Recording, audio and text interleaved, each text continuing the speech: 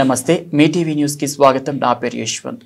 మీరు దరిద్రులు, మీరు రేషన్ కార్డులు ఇవ్వకపోవడంతోనే రైతులకు రుణమాఫీ కాలేదని రాజిరెడ్డిపై తప్పుడు ఆరోపణలు చేస్తే చూస్తూ ఊరుకోమని కాంగ్రెస్ పార్టీ కొల్చారం మండల అధ్యక్షుడు నగుల గారి మల్లేశం గౌడ్, మాజీ వైస్ ఎంపీపీలు అల్లు మల్లారెడ్డి, పార్టీ సీనియర్ నేత గజని వెంకట్ గౌడ్ అన్నారు.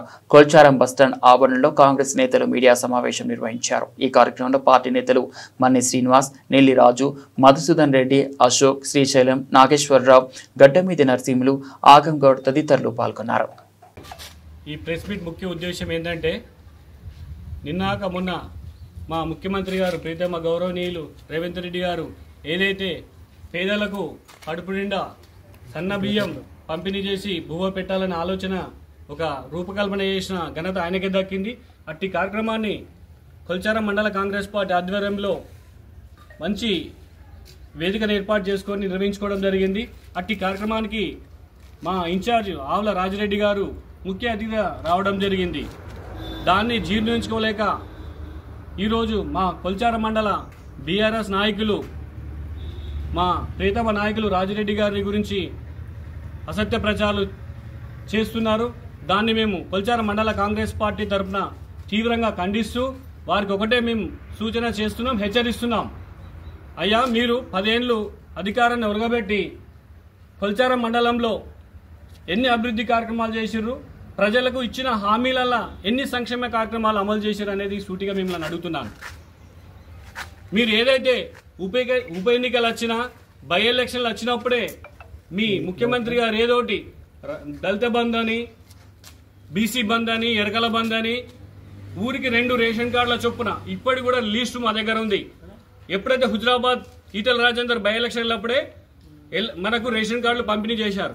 అది కూడా ఊరికి 2 అంటే మించు మాకు 50 రేషన్ కార్డులు కూడా రాలేదు మన కొల్చారం మండలానికి.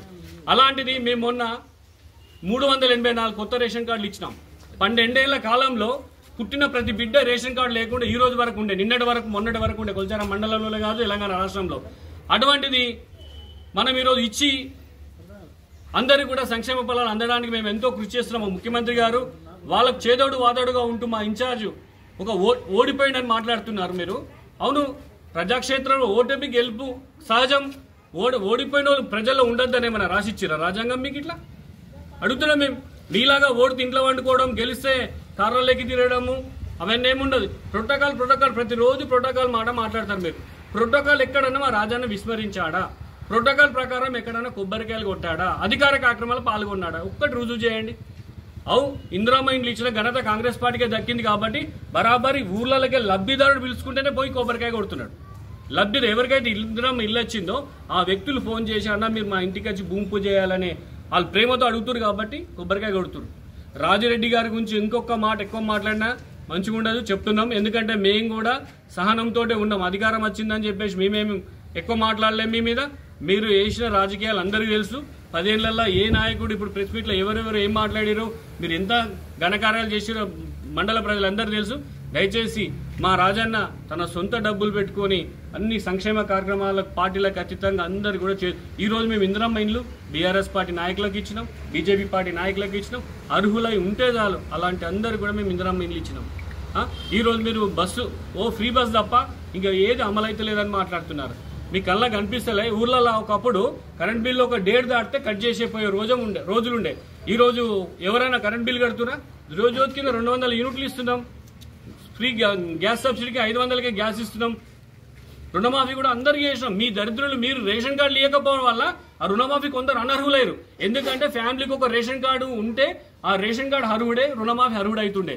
మీరు రేషన్ కార్డులు ఇచ్చి ఉంటే ఇంకా 100 మంది రైతులు, 1000 మంది రైతులు, లక్షల మంది రైతులు రుణమాఫీ అర్హులు అవుతుండే.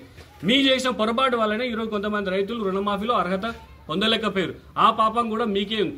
ఓన్లీ మీరు పబ్బం గడుపుకుంది ఒకటే, రైతు బంధు వేస్తూ ప్రజలను పక్కదారి పట్టిస్తూ ఓట్లు వేసుకొని 2 సార్లు గద్దెనెక్కిరు.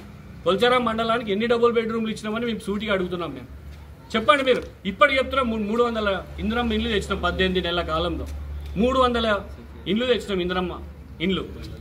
అంటే ఇవన్నీ సంక్షేమ కార్యక్రమాలు కావా? ఇచ్చిన 6 గ్యారెంటీలో లేదా ఇది?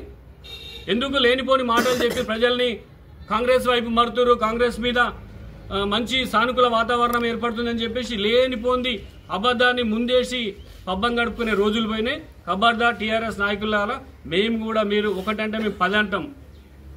జాగ్రత్త. ఇక్కడ నుంచి మా రాజిరెడ్డి గారి గురించి ఎక్కడైనా తప్పుడు మాటలు మాట్లాడితే బాగుండదని హెచ్చరిస్తూ ఈ సందర్భంగా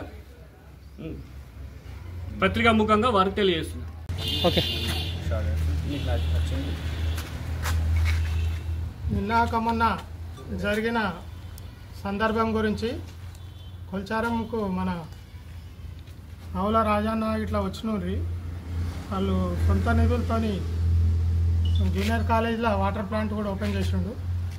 మరియు వాళ్ళు బీఆర్ఎస్ నాయకులు మరి ప్రోటోకాల్ అని అన్నారు. ప్రోటోకాల్ ప్రకారంగా రైతు వేదికలకు రాజిరెడ్డి సాబు రానేలేడు, బయట ఉన్నాడు. మరి పాలాభిషేకం అంటే ముఖ్యమంత్రి గారి నుంచి 10 సంవత్సరాలలో ఎప్పుడు చేయని ఒక బీదోనికి ఒక రేషన్ కార్డును ఇచ్చిన పాపాన పోలేరు బీఆర్ఎస్ గవర్నమెంట్లో 10 ఏళ్ళల్లో. ఏం చేశారని మాట్లాడుతుర్రు. 6 గ్యారంటీలు ఒకటి అన్నీ చేస్తుర్రు.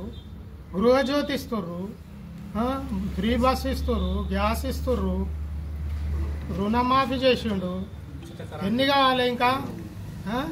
ఇందిరమ్మలు ఇస్తున్నాడు. ఈ కార్యక్రమాలన్నీ మీకు కనబడతలేవు ఆ బీఆర్ఎస్ నాయకులారా? మరి 10 ఏళ్ళు చూసిరు కదా. మరి విమర్శిస్తున్నారంటే రాజిరెడ్డి సాబు మీ విమర్శించి ఆయన ఇన్ఛార్జ్ ఉంది కాబట్టి వచ్చిండు, అన్ని కార్యక్రమాలు చేస్తున్నాడు. ప్రతి ప్రజలలో ఉన్నాడు, మా ఎంబడి ఉన్నాడు. మేము కార్యకర్తలము ఆయన ఎంబడి ఉన్నాము. మరి దాని గురించి ఈరోజు ఖండించడం జరుగుతున్నది సందర్భం.